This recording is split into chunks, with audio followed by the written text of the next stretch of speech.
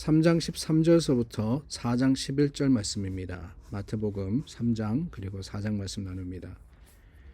이때 예수께서 갈릴리로부터 요단강에 이르러 요한에게 세례를 받으려 하시니 요한이 말려 이르되 내가 당신에게서 세례를 받아야 할 터인데 당신이 내게로 오시나이까. 예수께서 대답하여 이르시되 이제 허락하라. 우리가 이와 같이 하여 모든 의를 이루는 것이 합당하니라 하시니 이에 요한이 허락하는지라. 예수께서 세례를 받으시고 곧 물에서 올라오실새 하늘이 열리고 하나님의 성령이 비둘기같이 내려 자기 위에 임하심을 보시더니 하늘로부터 소리가 있어 말씀하시되 이는 내 사랑하는 아들이요 내 기뻐하는 자라 하시니라. 그때에 예수께서 성령에게 이끌리어 마귀에게 시험을 받으러 광야에 가사 40일을 밤낮으로 금식하신 후에 줄이신지라.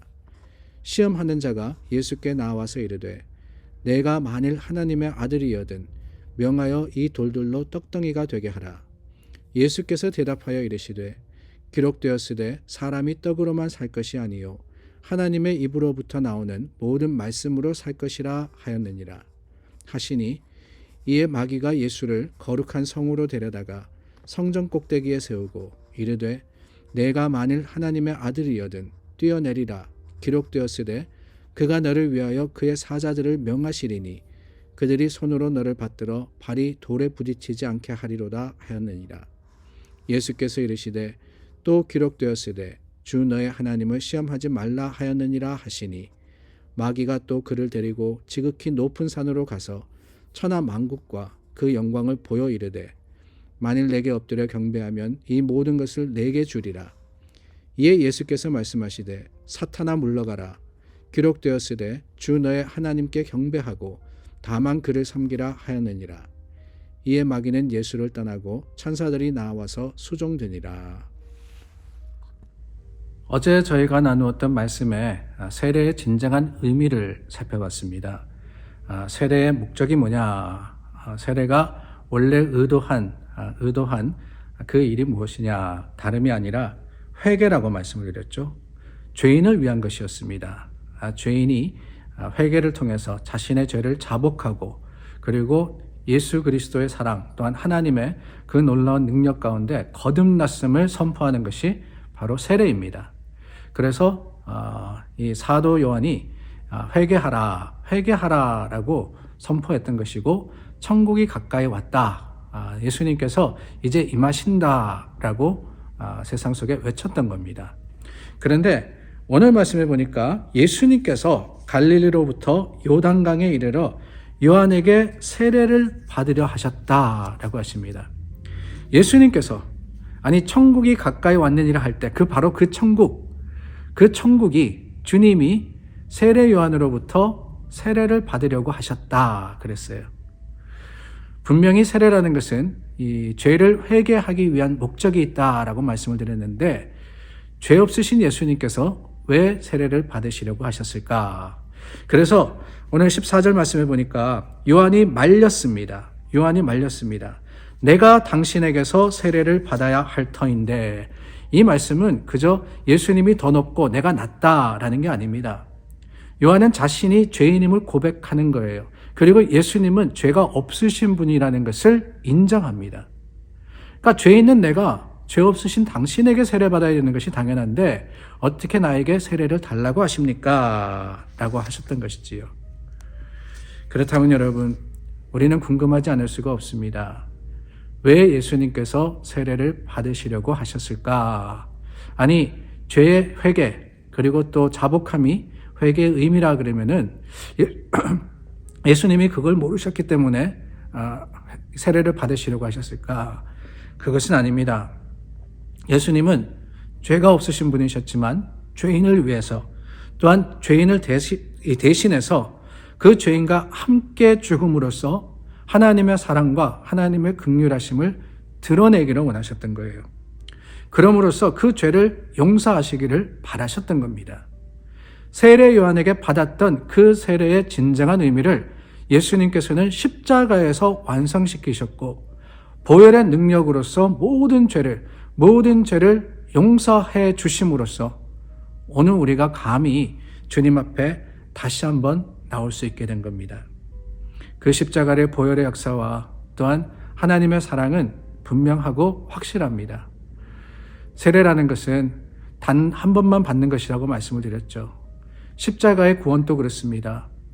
우리가 십자가에 나와서 예수 그리스도의 보혈을 의지하여서 거듭난 것은 세상이 거두어 갈 수도 없고 뺏을 수도 없습니다.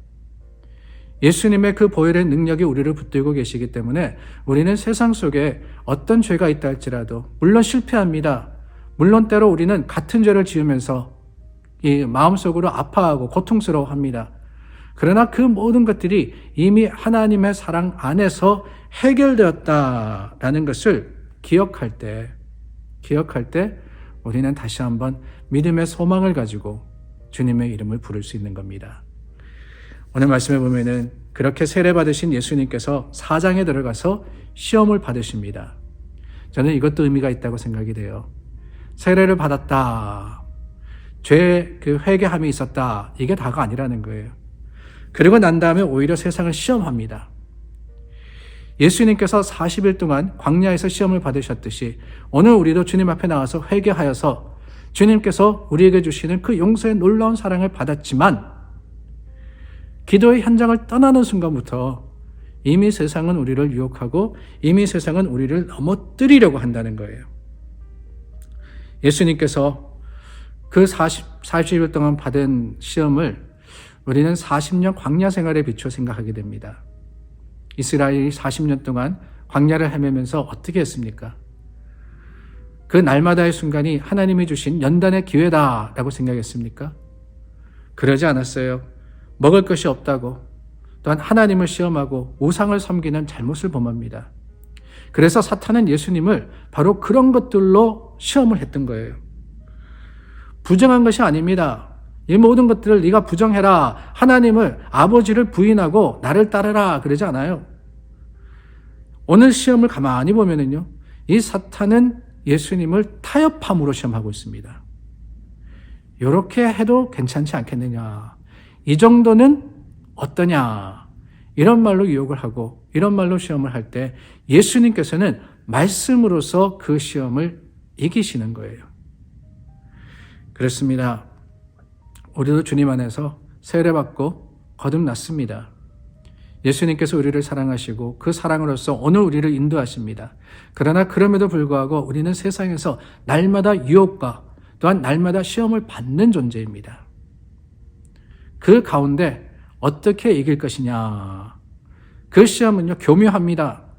타협함으로써 적당한 큰 부분이 아니에요. 작은 부분을 우리에게 유혹을 하고 또한 우리가 넘어지도록 만드는 겁니다. 그 세상의 시험 속에서 우리가 어떻게 이길 것이냐. 다른 게 아닙니다. 말씀으로 이기는 거예요.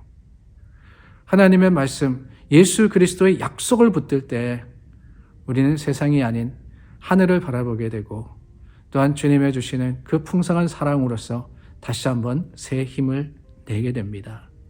사랑하는 여러분, 오늘도 우리는 하루의 전쟁을 치러야 됩니다.